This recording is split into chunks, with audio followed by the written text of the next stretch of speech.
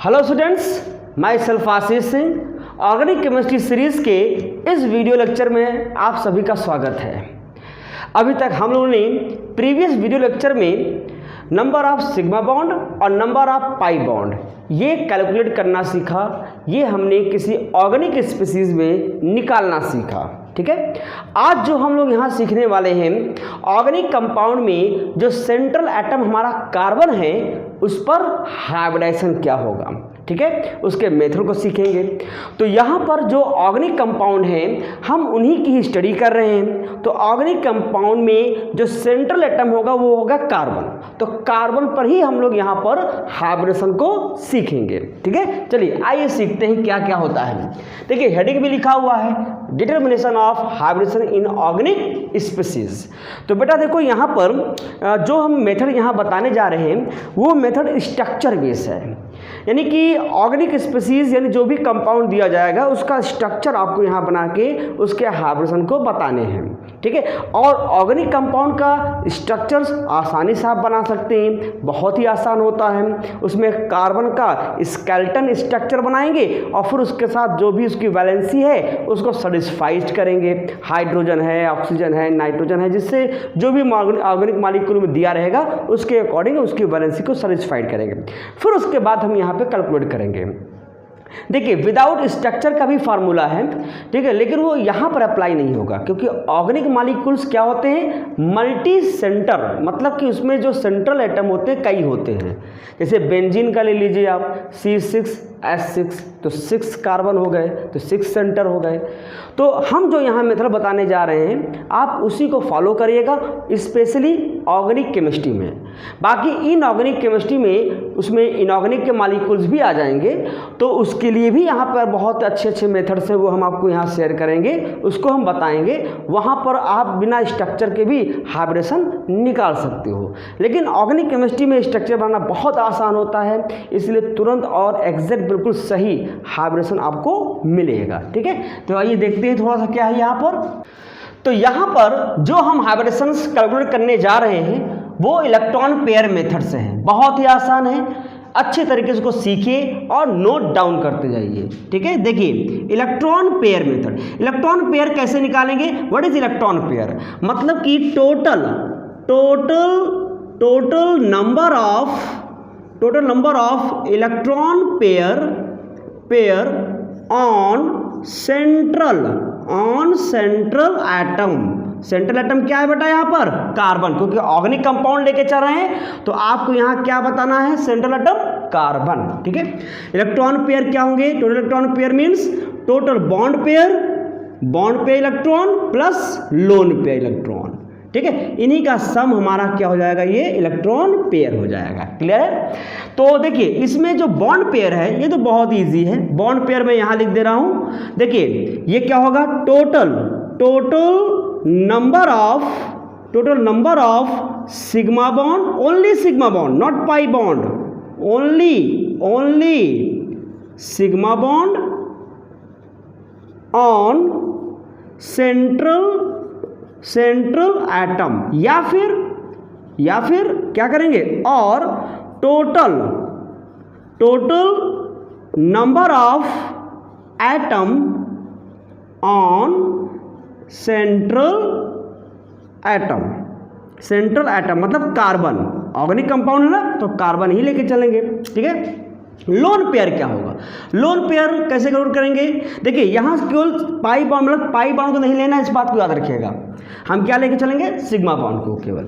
अच्छा, lone pair कैसे निकालेंगे, अगर हमारे पास कोई ऑर्गेनिक कंपाउंड आ गया, अगर उस ऑर्गेनिक कंपाउंड में कार्बन अगर डबल बॉन्ड से जुड़ा हो या फिर ट्रिपल बॉन्ड से जुड़ा हो, वो सेंट्रल एटम कार्बन, या फिर उस पर पॉजिटिवली चार्ज दिख जाए, कोई पॉजिटिव चार्ज जैसे कैटायन वगैरह होते हैं यानी कि C+, ठीक है, तो यहाँ मैं V हटा देता हूँ, C+, या फिर कोई रेडिकल दिख जाए, मतलब कार्बन पर और इलेक्ट्रॉन दिख जाए, तो इस केस में लोन पेयर क्या हो जाएगा बेटा, 0 हो जाएगा। मतलब अगर आपको पाई बॉन्ड दिख गया, ठीक है, तो आप उसका लोन पेयर क्या मानेंगे, 0 मानेंगे। हम उसको बॉन्ड पेयर में भी कैलकुलेट नहीं करेंगे। अभी मैं बता रहा हूँ, एग्जाम्पल सब क्लियर हो जाएगा। और नेक्स्ट क्या हो जाएगा, अगर मान लो अगर हमारा कोई ऑर्गेनिक कंपाउंड है और उस पर कार्बन पर नेगेटिव चार्ज है, मतलब कार्बन आयन आ गया, यहाँ तो कार्बोकैटायन था, ये रेडिकल था। अगर नेगेटिवली चार्ज अगर किसी स्पीसीज आ गया कार्बन पर नेगेटिव चार्ज प्रेजेंट है, तो ऐसे केस में इसका लोन पेयर बेटा क्या काउंट करोगे, लोन पेयर काउंट करेंगे 1। ठीक है, लोन पेयर क्या काउंट करेंगे 1। बहुत सिंपल है। इलेक्ट्रॉन पेयर इलेक्ट्रॉन पेयर का मतलब क्या होगा, total number of electron pair on central atom. जो हमारा कार्बन होगा उसके चारों तरफ टोटल इलेक्ट्रॉन पेयर होते हैं कितने, कौन कौन से, bond pair plus lone pair. Bond pair क्या होंगे, total number of only sigma bond, ठीक है, या फिर total number of atom on central atom. और लोन पेयर अगर डबल बॉन्ड है, पाई बॉन्ड है, पॉजिटिवली चार्ज स्पीसीज है, और इलेक्ट्रॉन है, तो लोन पेयर क्या होगा 0। और अगर नेगेटिवली चार्ज स्पीसीज है तो लोन पेयर क्या होगा 1। फॉर एग्जाम्पल देखिए, एग्जाम्पल यहाँ देखिए, ठीक है, जैसे मान लो आ गया C double bond C H, यहाँ मान लो सिंपल सा ले रहे हैं एथीन। तो सिंपल मालिक्यूल से हम लोग आगे बढ़ेंगे, फिर तो उसके बाद आप मास्टर हो जाओगे, फिर चाहे जिसका निकालिए। देखिए ये हमारा क्या है बेटा, सेंट्रल एटम, क्योंकि वैलेंस बॉन्ड थ्योरी का है, ये वैलेंस बॉन्ड थ्योरी का कॉन्सेप्ट है हाइब्रेशंस, तो वो तो सेंट्रल एटम को ही देखकर चलेगा, तो वही चीज़ है सेंट्रल एटम। तो अब इस सेंट्रल एटम के अराउंड, उसके चारों तरफ एक एटम ये है, एक एटम ये है, और एक एटम ये है, ठीक है, यानी कि 3 एटम। तो बॉन्ड पेयर क्या हो जाएगा, बॉन्ड पेयर क्या हो जाएगा 3। ऐसे नहीं समझ में आया तो सिग्मा बॉन्ड से ले लीजिए, यहाँ एक सिग्मा बॉन्ड, ये एक सिग्मा बॉन्ड, ये एक सिग्मा बॉन्ड, क्लियर। तो कितने सिग्मा बॉन्ड, 3 सिग्मा बॉन्ड, तो वो भी आ गया बॉन्ड पेयर 3। तो चाहे सिग्मा बॉन्ड से लेके चलो बेटा, चाहे टोटल नंबर ऑफ एटम से, तो बॉन्ड पेयर उतना ही आ जाएगा। अब देखिए, अब इस सेंट्रल एटम के साथ क्या जुड़ा हुआ है, पाई बॉन्ड। क्या जुड़ा हुआ है, पाई बॉन्ड। तो ऐसे केस में जो हमारा लोन पेयर होगा, मैं यहाँ लिख दे रहा हूँ, यहाँ लिख दे रहा हूँ, चलो इसका लोन पेयर क्या काउंट करोगे, इसका लोन पेयर क्या काउंट करेंगे, पाई बॉन्ड 0, इसका पाई बॉन्ड 0। तो इस तरीके से टोटल इलेक्ट्रॉन पेयर क्या आ जाएगा, टोटल इलेक्ट्रॉन पेयर आ जाएगा 3 + 0 = 3। ये तो आप कैलकुलेट कर लेंगे, यानी इलेक्ट्रॉन पेयर निकालना तो अब आ जाएगा। और जब इलेक्ट्रॉन पेयर आपके पास आ जाएं तो कैसे आप उसको कैसे बताओगे कि उस एटम पे, यानी उस सेंट्रल एटम कार्बन पर कौन सा हाइब्रिडेशन होगा। देखिए, अगर electron pair, total electron pair अगर 2 आ जाए, तो यहाँ पर मैं लिख दे रहा हूँ इलेक्ट्रॉन पेयर, और यहाँ लिख दे रहा हूँ बेटा हाइब्रिडाइजेशन। देखिए, अगर टोटल इलेक्ट्रॉन पेयर 2 आया तो उसका हाइब्रिडेशन हो जाएगा sp। क्या हो जाएगा, sp। अगर टोटल इलेक्ट्रॉन पेयर अगर यहाँ बेटा 3 आ गया, तो उस सेंट्रल एटम कार्बन पर जो हाइब्रिडेशन होगा वो होगा sp2। अगर 4 आ गया तो उसका क्या हो जाएगा, sp3। अगर थोड़ा इनऑर्गेनिक मॉलिक्यूल में चले जाएं, इनऑर्गेनिक मॉलिक्यूल में जैसे कि इलेक्ट्रॉन पेयर क्या आ गया 5, तो उसका हो जाएगा हाइब्रिडेशन sp3d। ये तो ऑर्गेनिक में नहीं आएगा, ऑर्गेनिक में तो आएगा ही नहीं आएगा, ये 5 इलेक्ट्रॉन पेयर तो कभी नहीं आएगा, जीवन में नहीं आएगा, ठीक है। कार्बन मर जाएगा लेकिन कभी आएगा नहीं। क्यों, क्योंकि कार्बन के आउटर सेल में, यानी कि वैलेंस सेल 2s और 2p होता है, और d की शुरुआत 3 से होती है, थर्ड सेल से होती है, यानी कि थर्ड सेल से आपकी 3d की शुरुआत हो जाती है, यानी कि d ऑर्बिटल की स्टार्टिंग थर्ड सेल से होती है। तो कार्बन तो केवल एक 1s मतलब क्या, 1s मतलब पहला सेल, 2s 2p मतलब दूसरा सेल, बस यहीं तक है, उसके आगे ये नहीं जाएगा, ठीक है। इलेक्ट्रॉन वहाँ तक जाते नहीं हैं तो हम वहाँ तक लेके चलेंगे नहीं, इसीलिए आपको मैक्सिमम इलेक्ट्रॉन पेयर 4 तक मिलेंगे। तो ये ऑर्गेनिक स्पीसीज के हैं, ये जितने हैं, मान लो इलेक्ट्रॉन पेयर 5 आया तो इनऑर्गेनिक जो होते हैं मॉलिक्यूल, जैसे PCl5 हो गया गैसियस स्टेट में, ठीक है, सल्फर हेक्साफ्लोराइड हो गया, इन सब के लिए ये आप निकाल सकते हो। अगर 6 आ गया तो उसका हाइब्रिडेशन क्या बताएंगे बेटा, sp3d2। अगर 7 आ गया तो उसका हाइब्रिडेशन क्या बता देंगे, sp3d3। यानी कि यहाँ तक क्या है, ऑर्गेनिक मॉलिक्यूल्स, इतना हमारे काम का है चूँकि हम ऑर्गेनिक केमिस्ट्री पढ़ रहे हैं। बाकी जब इनऑर्गेनिक में जब केमिकल बॉन्डिंग हम जब पढ़ेंगे तो फिर वहाँ पर बहुत अच्छे तरीके से बहुत चीज़ें सीखेंगे, तो फिर हम वहाँ पे समझे कि समुंदर में कूद जाएंगे, बस तैरेंगे वहाँ पर और अच्छे से हर एक चीज़ सीखेंगे। अभी केवल ऑर्गेनिक केमिस्ट्री पर ही फोकस करिए, ठीक है।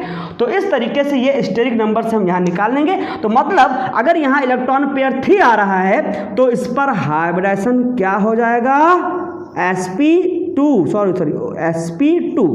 और इस पर अगर निकालना हो बेटा सेम है, वही चीज़ है, तो इस पर भी क्या हो जाएगा, हाइब्रिडेशन sp2। आई थिंक आपको ये मेथड समझ में आया। अगर मान लो किसी को, अगर आप लोग में से कोई अगर ये वीडियो देख रहे हैं, अगर ये भी टफ लग रहा है कि ये भी बहुत दिक्कत कर रहा है चीज़ों को समझने में, तो सबसे आसान तरीका मैं बता रहा हूँ, ठीक है। देखिए आप कुछ ना करिए, बस सेंट्रल एटम के अराउंड, ठीक है, यहाँ पे क्या करना है, ऑन सेंट्रल एटम, यानी सेंट्रल एटम पर आप उसमें टोटल सिग्मा बॉन्ड देख लीजिए बस। और जो हमारा नेगेटिव वाला है, इस नेगेटिव को एक सिग्मा बॉन्ड की तरह कैलकुलेट कर लीजिए, मतलब एक सिग्मा बॉन्ड की तरह काउंट कर लीजिए बस।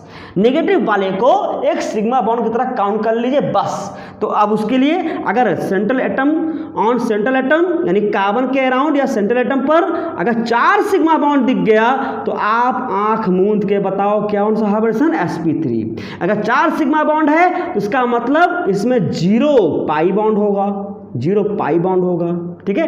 अगर यहाँ पे 3 सिग्मा बॉन्ड है तो उस पर हाइब्रिडेशन क्या हो जाएगा, sp2। इसका मतलब 1 पाई बॉन्ड वहाँ प्रेजेंट होगा, ठीक है। अगर यहाँ पे 2 सिग्मा बॉन्ड अगर दिख गया बेटा, 2 सिग्मा बॉन्ड दिख गया तो उस कार्बन पर हाइब्रिडेशन क्या बता दीजिएगा, sp। इसका मतलब उसके साथ क्या है, 2 पाई बॉन्ड वहाँ प्रेजेंट है। मतलब या तो 4 सिग्मा बॉन्ड से sp3 बताइए, या 0 पाई बॉन्ड से sp3 बता दीजिए, या 3 सिग्मा बॉन्ड से sp2 बताइए, या फिर उस कार्बन एटम के साथ 1 पाई बॉन्ड अगर जुड़ा हो तब पर भी क्या बता दीजिए, sp2। अगर उस कार्बन के अराउंड 2 सिग्मा बॉन्ड या 2 पाई बॉन्ड तो क्या बता दीजिए, sp। जैसे इसी में देख लीजिए, अब हमें electron pair, bond pair, lone pair मत लेके चलो, इसी मेथड से आप इसको काउंट कर लीजिए। देखिए यहाँ पर क्या है, 1 2 3 सिग्मा बॉन्ड है, 3 सिग्मा बॉन्ड है तो क्या हो गया, sp2। अगर या फिर 1 पाई बॉन्ड, इसके साथ देखो 1 पाई बॉन्ड जुड़ा हुआ है, ठीक है, तो ये भी क्या हो जाएगा, sp2। मतलब कि ऑर्गेनिक केमिस्ट्री में, मेरी बातों को बिल्कुल ध्यान से सुनिएगा, ये नहीं कहिए कि ये सर ये नहीं बताया वो नहीं बताया, मेरी बातों को बिल्कुल ध्यान समझिएगा। ऑर्गेनिक केमिस्ट्री में आप इसी मेथड से ही निकालिएगा।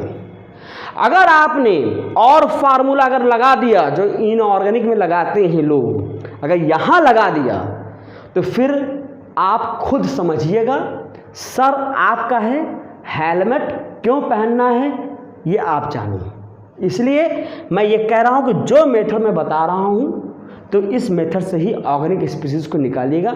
चलिए अभी मैं एग्जाम्पल बताऊंगा क्यों, वो भी आपको समझ में आ जाएगा, ठीक है। तो देखिए कुछ एग्जाम्पल लेके चल रहे हैं, आप इसको क्या करिए, थोड़ा सा नोट डाउन कर लीजिए, इसको नोट डाउन कर लीजिए, ठीक है, स्क्रीनशॉट ले लीजिए, तब तक मिटा देता हूँ उसको। चलिए एग्जाम्पल देखते हैं। यहाँ देखिए एग्जाम्पल, जैसे मैंने लिया यहाँ पे कंपाउंड लिया आपने CH3, एक एग्जाम्पल तो उसको ही मान लीजिए 1, example number 2 CH3 CH double bond CH2, ठीक है।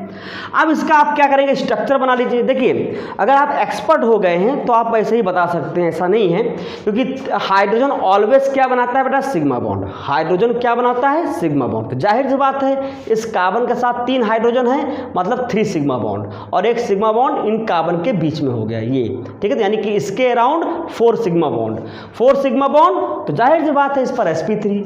इस कार्बन से 1 पाई बॉन्ड, चूंकि डबल बॉन्ड है ना, डबल बॉन्ड है तो डबल बॉन्ड है, देख पाई और सिग्मा, तो इस कार्बन के साथ 1 पाई दिख गया, 1 पाई दिख गया मतलब इस पर sp2, और इस पर भी क्या होगा, sp2। आप बता सकते हो। अब एक्सपर्ट नहीं हुए हैं तो कोई बात नहीं, इसका स्ट्रक्चर बनाइए, और स्ट्रक्चर बहुत ईजी है। अगर आपको और समझना हो तो इसके प्रीवियस जो वीडियो लेक्चर मैंने दिया है उसमें सब बताया है। तो क्या करते हैं स्ट्रक्चर बनाने के लिए, सबसे पहले स्केलेटन स्ट्रक्चर बनाते हैं। जो जितने भी कार्बन दिख रहे हैं उनको आप ऐसे लिख दीजिए, बॉन्ड सहित लिखिए, हाइड्रोजन को छोड़ दीजिए। एक कार्बन ये, फिर उसके बाद सिंगल बॉन्ड, एक कार्बन ये, फिर इसके बाद डबल बॉन्ड, फिर एक कार्बन ये। तो ये बन गया हमारा स्केलेटन स्ट्रक्चर। अब इस स्केलेटन स्ट्रक्चर से बाकी के जो एटम हाइड्रोजन हैं उसको जोड़ दीजिए तो वो बन जाएगा हमारा स्ट्रक्चरल फार्मूला। क्या बन जाएगा? Structural formula. ठीक है, तो इस कार्बन के साथ कितने हाइड्रोजन हैं? 3। तो जोड़ दीजिए फटाफट। ये देखिए जोड़ दिया। अब यहाँ पे कितने हाइड्रोजन हैं? 1। यहाँ कितने हाइड्रोजन है बेटा? 2। ये देखिए। चलिए अब फटाफट निकालिए इसका हाइब्रिडेशन। क्या हो जाएगा? अच्छा, number of sigma bond pi bond मैंने पहले ही बता दिया है प्रीवियस वीडियो लेक्चर में। जिन लोगों ने सिग्मा बॉन्ड और पाई बॉन्ड का कैलकुलेशन नहीं देखा है या नहीं जानते हैं वो उसको देख लीजिए। ठीक है, तो यहाँ पे मैं केवल हाइब्रिडेशन ही बता रहा हूँ। अब इस कार्बन के अराउंड फटाफट देखिए कितने सिग्मा बॉन्ड, यानी single bond always sigma bond, single bond always sigma bond. तो एक सिग्मा बॉन्ड 1 2 3 4, तो यहाँ पर 4 हो गए बेटा। तो 4 सिग्मा बॉन्ड। आप बॉन्ड पेयर से भी चलोगे, ये bond pair plus electron pair, bond pair equal to sorry electron pair, इसके पहले का जो फार्मूला है electron pair equal to bond pair plus lone pair से भी चलोगे तब पर भी वही आएगा, इससे भी वही आएगा, इससे भी वही आएगा। अब आप जो भी करना चाहो तो मैं इसी मेथड से बता रहा हूँ, ज़्यादा ईजी है। तो यहाँ पे 4 सिग्मा बॉन्ड है तो ये क्या हो जाएगा? sp3। Very good. इस पर आइए, इस कार्बन पर, इस कार्बन के अराउंड एक सिग्मा बॉन्ड ये हो गया, एक सिग्मा बॉन्ड ये हो गया, और डबल बॉन्ड है तो बेटा एक पाई बॉन्ड और एक सिग्मा बॉन्ड। तो इस कार्बन के अराउंड कितने sigma bond? 3 sigma bond. 3 sigma bond, तो ये क्या हो जाएगा? ये हो जाएगा sp2। अब इसमें भी देख लीजिए, इसमें भी देख लीजिए क्या हो जाएगा। ये इस कार्बन के अराउंड एक सिग्मा बॉन्ड ये, एक सिग्मा बॉन्ड ये, एक सिग्मा बॉन्ड ये हो गया, एक पाई बॉन्ड है तो ये भी क्या हो जाएगा? sp2। अगर आप इलेक्ट्रॉन पेयर से लेके चलो तो वही बहुत इजी है। ये सेंट्रल एटम कार्बन हो गया। इस कार्बन के around total number of sigma bond कितने हैं? 4। तो बॉन्ड पेयर कितने हो जाएंगे? 4। लोन पेयर क्या हो जाएगा? 0। लोन पेयर बेटा यहाँ क्या हो जाएगा? 0। और बॉन्ड पेयर 4 हैं तो हो जाएगा इलेक्ट्रॉन पेयर भी कितने हो जाएंगे? चूंकि लोन पेयर 0 तो इलेक्ट्रॉन पेयर क्या हो गया? 4 हो गया। इलेक्ट्रॉन पेयर 4 हो गया तो sp3। ठीक, आप किसी भी मेथड से लेके चलिए। ठीक है, चलिए अब देखिए यहाँ पर और एग्जाम्पल आगे बढ़ा रहे हैं, आप लोग नोट डाउन करते जाइए, बिल्कुल सीखते जाइए, बहुत ही आसान है। ये रूल जो है मैंने बताया ये ऑर्गेनिक में झमाझम अप्लाई करिए। ठीक है, आसानी से निकलेगा। ये ऑर्गेनिक और इनऑर्गेनिक दोनों के लिए हैं, लेकिन इनऑर्गेनिक से जो आप कैलकुलेट करते हो फार्मूला से यहाँ मत करिएगा, वो मैं अभी बताता हूँ क्यों। देखिए CH3 CH double bond CH C triple bond C and CH3। अब इसमें हर एक कार्बन का क्या निकालना है? हाइब्रिडेशन निकालना है। ठीक है, निकाल लेंगे। देखो इस कार्बन से कितने हाइड्रोजन है बेटा? 3। ठीक है, यहाँ पे स्ट्रक्चर आप बना लीजिए, कोई दिक्कत नहीं। चलो मैं यहाँ पे फिर से बना देता हूँ। स्केलेटन स्ट्रक्चर तो आसान है, जितने कार्बन दिख जाएं उसको आप यहाँ लिख दीजिए। स्केलेटन जैसे हम लोग का कंकाल होता है ना, उस कंकाल से ही सारे मांसपेशियाँ जुड़ के ही तो हमारा पूरा बॉडी बना है, पूरे ऑर्गन से। तो वैसे ही इस ऑर्गेनिक कंपाउंड का भी स्केलेटन है। वो स्केलेटन क्या है? कार्बन का। एक यहाँ पे एक हो गया, ये कार्बन, इसके साथ यहाँ क्या लगा है बेटा? डबल बॉन्ड, फिर ये कार्बन, फिर अगला कार्बन सिंगल बॉन्ड, फिर अगला कार्बन ट्रिपल बॉन्ड, और फिर अगला कार्बन सिंगल बॉन्ड। इसके साथ कितने हाइड्रोजन हैं? 3 हाइड्रोजन। फटाफट जोड़ दीजिए 3 हाइड्रोजन। यहाँ 1 हाइड्रोजन, यहाँ पर भी 1 हाइड्रोजन, यहाँ पर भी कुछ नहीं, यहाँ कुछ नहीं, यहाँ पर 3 हाइड्रोजन। क्योंकि कार्बन की वैलेंसी 4 होती है तो सभी जानते हैं, बच्चा जानता है कार्बन की वैलेंसी 4 होती है, तो 4 वैलेंसी हमको दिखानी रहती है। आप 5 वैलेंसी नहीं दिखा सकते, 6 नहीं दिखा सकते, तो 3 भी नहीं दिखा सकते। कार्बन टेट्रावैलेंट होता है, इसीलिए 4 बॉन्ड आपको सभी दिखेंगे, पाई बॉन्ड और सिग्मा बॉन्ड मिला के। हर कार्बन के अराउंड आपको 4 बॉन्ड ही दिखेंगे। चलो इसका बताओ, अब तो आप एक्सपर्ट हो गए बेटा, बताइए इसको। यहाँ पे देखिए single bond, sigma bond, single bond, single bond, single bond, sigma bond, single bond, sigma bond. इस कार्बन के अराउंड 4 सिग्मा बॉन्ड है तो क्या हो जाएगा? sp3। आपके इलेक्ट्रॉन पेयर मेथड से भी वही आ जाएगा।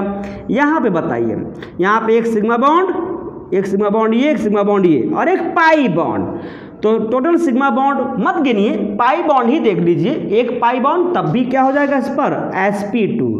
यहाँ बताइए इस कार्बन पे एक पाई बॉन्ड इसके साथ भी जुड़ा हुआ है तो ये भी क्या हो जाएगा sp2। यहाँ बताओ यहाँ पर यहाँ दो पाई बॉन्ड है इस कार्बन के साथ, यानी इस सेंट्रल एटम कार्बन के साथ दो पाई बॉन्ड जुड़ा हुआ है और एक सिग्मा बॉन्ड इस तरफ जुड़ा हुआ है, एक सिग्मा बॉन्ड इस तरफ जुड़ा हुआ है, मतलब 2 sigma bond and 2 pi bond. तो क्या हो जाएगा बेटा हाइब्रिडेशंस sp। वेरी गुड, आप सब सीख रहे हो, मुझे पता है आप सब लोग सीख रहे हैं। यहाँ पर भी क्या हो जाएगा sp, क्योंकि यहाँ पर सिग्मा बॉन्ड। इस पर क्या होगा, इस पर भी वही चीज़, यहाँ पर देखिए sp3 था, यहाँ भी sp3 हो जाएगा क्योंकि CH3 है, क्योंकि ये CH3 है, sigma bond sigma bond sigma bond, और ये हो जाएगा sp3। ठीक है, चलिए और देखिए एग्जाम्पल 1, ये 2, 3 एग्जाम्पल, एक 4 एग्जाम्पल देखिए जिस तरह से ये लिखा हुआ है CH3 सॉरी कुछ टेक्निकल इश्यूज़ की वजह से वीडियो रुक गया था। चलिए आइए उसके आगे करते हैं, कंटिन्यू करते हैं एग्जाम्पल को। देखिए यहाँ मैं 4th बता रहा था, जैसे मान लो ये एग्जाम्पल दिया है CH3 CH2 CHO, ठीक है, ये एल्डिहाइड ग्रुप है।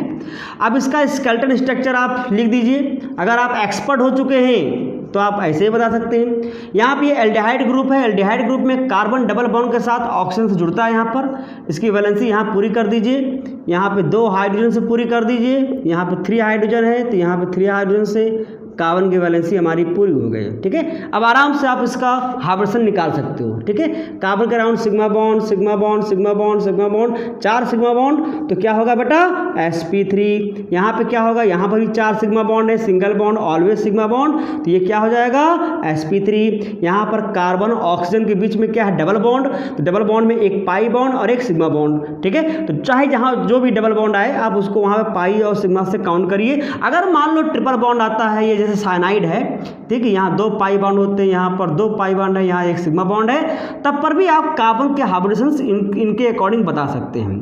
देखिए ये जो नाइट्रोजन है, ये नाइट्रोजन, ऑक्सीजन, हाइड्रोजन, ठीक है, ये भी आपके इनके भी हाइब्रिडेशंस होते हैं, ऐसा नहीं इनके भी हाइब्रिडेशंस हैं।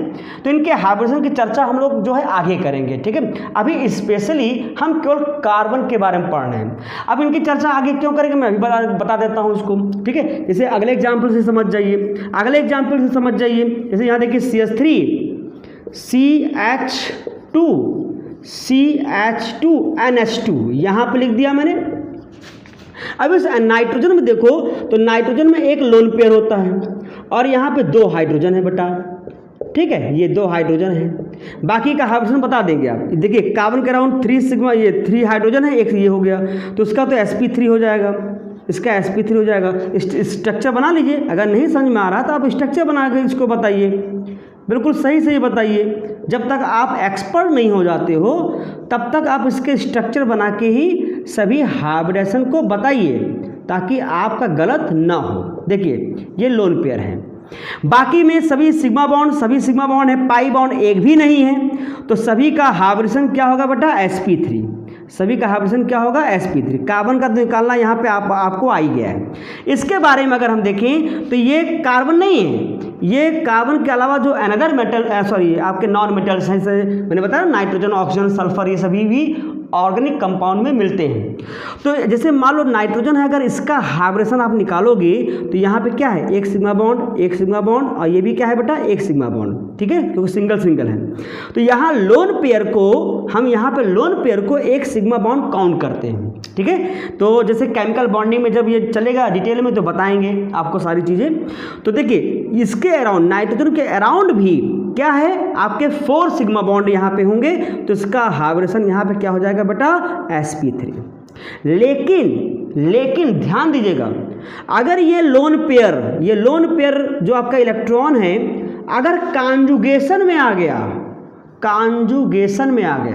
कहाँ आ गया, कॉन्जुगेशन में, तो फिर इसका हाइब्रिडेशन sp3 नहीं होगा। फॉर एग्जाम्पल मैं पायरॉल का ले रहा हूँ, पायरॉल मॉलिक्यूल, ये देखिए ये है पायरॉल मॉलिक्यूल, ये ठीक है, ये आपका एरोमेटिक है और ये हाइड्रोजन है। तो इसमें क्या है कि नाइट्रोजन का ये जो लोन पेयर इलेक्ट्रॉन है ये रिंग में पार्टिसिपेट करता है। ठीक है, जिस कारण ये रिंग का हिस्सा हो जाता है। तो हम इसके जो इसका जो इलेक्ट्रॉन्स हैं हम उसको काउंट नहीं करते हैं इसके हाइब्रेशंस में। तो इसलिए यहाँ सिग्मा बॉन्ड उससे होते क्या, सिग्मा बॉन्ड पाई बॉन्ड ये रोटेट करते रहते, मतलब पाई बॉन्ड रोटेट करते रहते हैं। अगर हम इसका यहाँ पे निकालें अकॉर्डिंग टू दिस, तो इसका क्या आएगा बेटा sp2।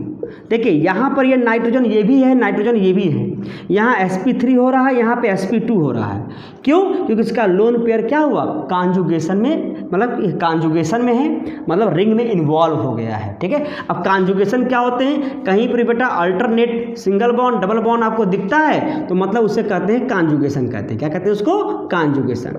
देखिए ये आगे की चीज़ें हैं वो हम आपको बताएंगे।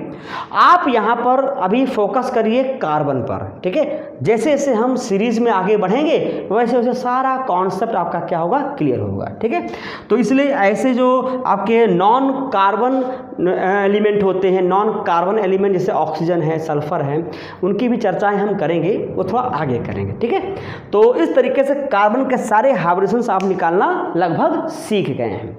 देखिए यहाँ पर स्ट्रक्चर की रिक्वायरमेंट है, नो डाउट्स। इलेक्ट्रॉन पेयर के थ्रू अगर आप हाइब्रिडेशन निकाल रहे हो इनके थ्रू तो स्ट्रक्चर की रिक्वायरमेंट है। तो यहाँ पर एक फार्मूला भी यूज करते हैं जहाँ पर स्ट्रक्चर की रिक्वायरमेंट नहीं होती, आप डायरेक्ट हाइब्रिडेशंस बता सकते हो। तो वो क्या है फार्मूला, जरा मैं बता देता हूँ आपको। देखिए इलेक्ट्रॉन पेयर को हम यहाँ पर स्टेरिक नंबर भी कहते हैं। क्या कहते हैं बेटा, स्टेरिक नंबर भी कहते हैं। स्टेरिक नंबर वही total number of electron pair around the central atom, मतलब कि on central atom, central atom के चारों तरफ जो टोटल इलेक्ट्रॉन पेयर होते हैं उनको हम एज ए स्टेरिक नंबर भी बताते हैं। तो वो फार्मूला क्या है, जो जहाँ पर स्ट्रक्चर की रिक्वायरमेंट नहीं है, केवल आप उनके valence electron, number of monovalent ये देख के आप निकाल सकते हो। क्या है ये, 1/2। तो number of valence electron V से दिखाएंगे, number of valence electron on central atom, number of valence electron on central atom, इसको हम V से इंडिकेट करेंगे, plus number of monovalent atom. Monovalent atom मतलब इसकी वैलेंसी 1 हो, जैसे हाइड्रोजन है, हाइलोजन है, जैसे ऑक्सीजन आ गया तो ऑक्सीजन यहाँ काउंट नहीं करेंगे क्योंकि ऑक्सीजन क्या होता है बेटा, ये बाईवैलेंट होता है। कैसा होता है, बाईवैलेंट, इसकी वैलेंसी 2 होती है। ठीक है, ये 2 होती है। नाइट्रोजन को काउंट नहीं करेंगे क्योंकि ये ट्राईवैलेंट होता है, हम इसको भी काउंट नहीं करेंगे। तो यहाँ पे केवल मोनोवैलेंट एटम को ही काउंट करेंगे। ठीक है, मतलब हाइड्रोजन है, हैलोजन है, इनको। ठीक है, माइनस कैटायन जो पॉजिटिव चार्ज, जैसे मान लो Na+ है तो Na+ मतलब +1, तो जो हम लेके चलेंगे वो अल्जेब्रिक वैल्यू लेके चलेंगे। अल्जेब्रिक वैल्यू मतलब साइन को लेके नहीं चलेंगे, तो इसके लिए कैटायन यानी कि C की वैल्यू क्या हो जाएगी, 1। यहाँ प्लस लेके नहीं चलेंगे, ओनली 1 लिखेंगे आप। ठीक है, और plus minus cation plus anion मतलब जैसे मान लो Cl- है तो Cl- मतलब -1 चार्ज हो गया, तो यहाँ A की वैल्यू जो लिखोगे बेटा 1 लिखोगे, ये साइन लेके नहीं चलेंगे। ठीक है, तो इससे जो है, इस फार्मूले से आप बिना स्ट्रक्चर के ही आप हाइब्रिडेशंस निकाल सकते हो, इस पर कोई दो राय नहीं है। इसमें कुछ एग्जाम्पल देखिए। फॉर एग्जाम्पल जैसे मान लो बोरॉन ट्राईफ्लोराइड आ गया, तो बोरॉन ट्राईफ्लोराइड में बोरॉन सेंट्रल एटम है, जो कम एटम होते हैं वो हमारे सेंट्रल एटम हो जाएंगे। तो बोरॉन यहाँ पर सेंट्रल एटम है, ये बेटा सेंट्रल एटम हो गया। ठीक है, तो अब इस पर कैसे निकालेंगे, तो बहुत आसान है, इसका निकालिए स्टेरिक नंबर निकाल लीजिए। तो यहाँ पे 1/2 number of valence electron on boron atom, तो कितने हो जाएंगे वैलेंस इलेक्ट्रॉन, बोरॉन फैमिली का है तो उसका वैलेंस इलेक्ट्रॉन 3 हो जाएगा, plus number of monovalent halogen है फ्लोरीन, तो यहाँ कितने हैं 3, ये मोनोवैलेंट है 3, प्लस क्या है माइनस मतलब इस पर कोई पॉजिटिव चार्ज नहीं है, तो 0, प्लस इस पर कोई नेगेटिव चार्ज नहीं है, ये भी हो जाएगा 0। पूरा सॉल्व करेंगे तो ये 6/2 आएगा, तो यहाँ पे हो जाएगा 3, तो 3 आ गया। तो इस चार्ट से आप देख लीजिए 3 आया, तो 3 का मतलब क्या हो गया बेटा, sp2, यानी कि इस बोरॉन एटम पर जो हाइब्रिडेशन है वो क्या है, sp2। क्लियर हो गया। अब चलो देखो नेक्स्ट, NO3- ले लिया आपने, तो NO3 में नाइट्रोजन क्या है, सेंट्रल एटम है। ठीक है, तो चलो निकालते हैं, इसका स्टेरिक नंबर ले लो, 1/2 number of valence electron on nitrogen atom. तो नाइट्रोजन एटम का valence electron, number of valence electron कितने होते हैं, 5। 5, ठीक है 5 होता है। प्लस ऑक्सीजन ये बाईवैलेंट है, तो बाईवैलेंट है तो इसको हम नहीं ले, इसको काउंट नहीं करेंगे, ठीक है। बाईवैलेंट को हम काउंट नहीं करते तो यहाँ 0 हो गया, क्योंकि यहाँ मोनोवैलेंट एटम चाहिए, तो नंबर ऑफ मोनोवैलेंट एटम ही होगा तभी होगा। ये तो बाईवैलेंट एटम है तो इसको लेकर नहीं चलेंगे, इसके लिए ऑक्सीजन के लिए वैल्यू 0 हो जाएगी। चलिए अब देखिए इस पर कोई चार्ज है, यस चार्ज है, कौन सा चार्ज है, नेगेटिव चार्ज है, यानी कैटायन तो है नहीं तो -0, फिर प्लस कितने एनायन है, एनायन मतलब नेगेटिव, एनायन कितने हैं 1, तो +1 ये कर दिया। अब इसको सॉल्व करिए तो आएगा कितना 5 + 1/2, तो ये हो जाएगा 6/2 = 3, तो कितना आ जाएगा बेटा Sp2। क्लियर है। ऐसे ही देखिए SO4 को ले लीजिए, तो इसका भी स्टेट नंबर निकाल लो बेटा। ये सब के सब इनऑर्गेनिक कंपाउंड है, इनऑर्गेनिक कंपाउंड में बिना स्ट्रक्चर देखे आप आसानी से इस फार्मूले के थ्रू हाइब्रिडेशन निकाल सकते हो, लेकिन बेटा कुछ लिमिटेशंस हैं। ऑर्गेनिक में इनको यूज नहीं करेंगे, इनको ऑर्गेनिक में या जो मल्टी सेंटर जो एटम होते हैं, ठीक है, यानी जिसमें सेंट्रल एटम ज़्यादा होते हैं, 1 से ज़्यादा होते हैं, उन पर ये अप्लाई नहीं होगा, ठीक है, ये लिमिटेशंस हैं। जैसे इसका निकालिए तो सल्फर का दिखे, तो सल्फर का वैलेंस इलेक्ट्रॉन कितना होता है, सल्फर का वैलेंस इलेक्ट्रॉन बेटा, ये सल्फर का वैलेंस इलेक्ट्रॉन यहाँ पर हो जाएगा 6 प्लस ऑक्सीजन बाईवैलेंट है, मोनोवैलेंट तो है नहीं तो इसको लेके नहीं चलेंगे 0। चलिए कैटायन तो है नहीं, यहाँ एनायन है, तो कैटायन क्या हो जाएगा, हटा देते हैं इसको, -0 करो, चाहे लिखो चाहे ना लिखो, चूँकि आपको समझा रहे हैं इसलिए 0 को भी हम लेके चल रहे हैं। प्लस कैटायन कितने हैं यहाँ पर 2 हैं, तो यहाँ 2 कर दीजिए, तो जोड़ दीजिए इसको, 6 + 2 8/2 तो 4 हो जाएगा, तो 4 के अकॉर्डिंग इसका हाइब्रिडेशन क्या हो जाएगा बेटा Sp3 हो जाएगा। देखिए मज़ा आ रहा है ना। तो ये आपके इनऑर्गेनिक मॉलिक्यूल्स में ज़्यादा अप्लाई होते हैं। चलिए एग्जाम्पल को और देखते हैं ताकि आपको अच्छे से समझ में आ जाए, चीज़ें अच्छे से समझ में आ जाए आपको। चलिए और थोड़ा आगे बढ़ते हैं। जैसे मैंने लिया PCl5 ले लिया बेटा, PCl5, तो ध्यान दीजिएगा PCl5 के नीचे अगर कुछ भी नहीं लिखा है तो हम तो एज्यूम करेंगे ये गैसेस फॉर्म में है, लेकिन अगर यहाँ पर सॉलिड लिख दिया, सॉलिड, तो फिर इस फार्मूले को यूज़ नहीं करेंगे। किस केस में, सॉलिड में। अगर आपने सॉलिड में अगर इसको सॉल्व कर दिया और निकाल दिया हाइब्रिडेशंस, क्या निकाल दोगे 1/2 number of balance electron phosphorus कितना होता है, फास्फोरस का हो जाएगा 5 प्लस ये क्या है, मोनोवैलेंट है, क्लोरीन मोनोवैलेंट होता है, तो +5, इस पर कोई चार्ज नहीं है, तो कोई चार्ज नहीं है तो बस मस्त रहिए, सब के सब 0 हो जाएंगे। सॉल्व करेंगे तो कितना आएगा 5, तो हाइब्रिडेशन क्या निकाल दोगे आप Sp3D। अब ये जो Sp3D आया हुआ है, अगर यहाँ सॉलिड लिखा है, मेरी बात को समझिएगा, अगर सॉलिड लिखा हुआ है तो ये हाइब्रिडेशन गलत हो जाएगा, लेकिन अगर यहाँ पे गैस लिखा है या कुछ नहीं लिखा है तब उस केस में ये हाइब्रिडेशन क्या होगा, सही हो जाएगा। क्योंकि PCl5 अगर ये सॉलिड में है तो ये आयनिक फॉर्म में मिलता है बेटा, PCl4 plus and PCl6 minus, इस फॉर्म में मिलेगा। तो इस केस में इसके 2 हाइब्रिडेशन हो जाएंगे, Sp3 एंड Sp3D2। ये इसका करेक्ट है, ये करेक्ट है, ठीक है। इसलिए इस फार्मूले का यूज़ अगर सॉलिड है, अगर ये सॉलिड में है तो फिर इस फार्मूले का यूज ना करिएगा, ठीक है, वरना बहुत से लोग निकाल के फुर्सत हो जाते हैं, ठीक है। नेक्स्ट एग्जाम्पल देखते हैं, सब नोट डाउन करते जाइए और चीज़ों को जो मैं बता रहा हूँ उसको समझते हुए चलिएगा। जैसे मान लो कैटायन का कोई एग्जाम्पल ले लेता हूँ। जैसे मान लो आ गया हमारे पास H3O+, ठीक है, हाइड्रोनियम आयन, तो इसका स्टेरिक नंबर निकाल लो बेटा, स्टेरिक नंबर 1/2, तो क्या हो जाएगा, oxygen is central atom, oxygen क्या है यहाँ पर, सेंट्रल एटम है, सेंट्रल एटम है तो काउंट करेंगे, तो इसका वैलेंस इलेक्ट्रॉन कितना होता है बेटा 6, ठीक है, प्लस नंबर ऑफ मोनोवैलेंट कितने हैं 3, नंबर ऑफ मोनोवैलेंट 3। अब कैटायन आ गया ना, पॉजिटिव चार्ज, कैटायन C, तो इसका अल्जेब्रिक हम माइनस करेंगे, अल्जेब्रिक इसका कितना है +1 लिखते हैं तो केवल 1 लेके चलेंगे हम, तो -1 सॉल्व कर लीजिए, वेरी गुड, बहुत अच्छा है ये, 2 6, तो यहाँ पर हो जाएगा ये 2 6 2 8, 8/2, तो ये हो जाएगा 4 कट जाएगा, तो ये हो जाएगा sp3। क्लियर है? इससे देख लो sp3, 4 sp3। तो इस तरीके से हम इसको यहाँ पर इस फार्मूले के थ्रू निकालते हैं।